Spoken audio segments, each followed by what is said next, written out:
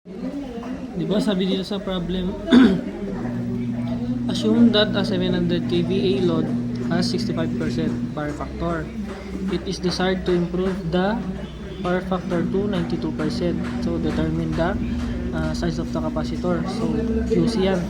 So una mong gagawin dyan is sulat mo muna yung given. So meron tayong ito, kung pansin nyo, meron tayong S load na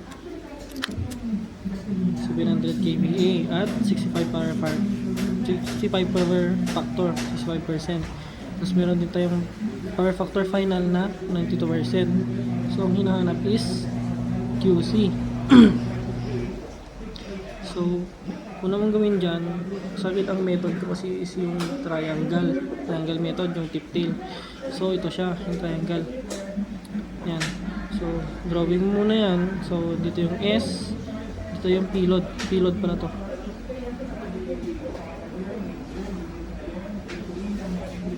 Pilot pika. So pilot to. So dito yung S, pilot, Q load, tsaka QC, QF, tapos ito yung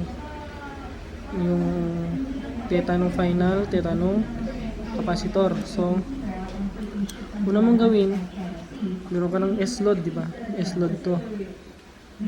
Meron ka ng S load na 700K. So ito yun. Para makuha mo yung P-load, isali mo itong power factor, gawin mo silang rectangular. So magiging ganito, 700 angle cosine negative 1, 0.65. So magiging ganito siya. So ito na yung P-load mo, ito na yung Q-load mo. So drawing mo ulit to, lakay mo dito. So S-load mo is 700, P-load mo is 455, Q-load mo, yung Q-load mo itong buong to, itong buong to yung Q-load mo. So 531.95 siya.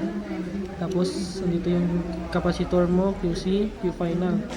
Yung Q final mo ay yung theta final mo, yun yung 92% na power factor. So ganyan siya. So since hinahanap QC, para makuha mo yung QC is ganito siya, di ba? Ang Q-load is Q-load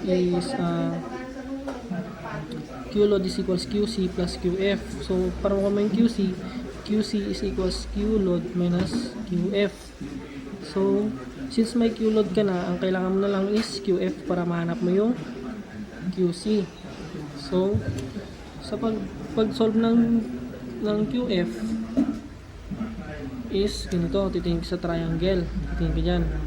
So katowa. So ang ginagamit natin is kupitan, ibig sabihin yung tangent. So yung gagamitin mo is towa. So tingin ka dito sa triangle, di ba? Ang hinahanap mo is QF muna para ma-solve mo to. So sa QF, siba towa.